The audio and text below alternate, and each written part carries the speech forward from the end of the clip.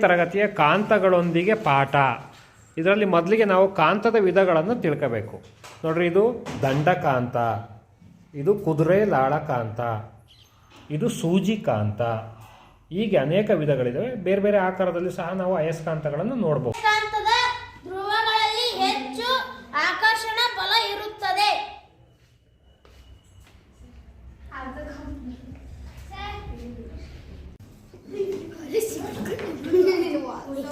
ಆಗಿ ಅಯಸ್ಕಾಂತವನ್ನು ತೂಗು ಹಾಕಿದಾಗ ಅದು ಉತ್ತರ ದಕ್ಷಿಣವಾಗಿಯೇ ನಿಲ್ಲುತ್ತದೆ.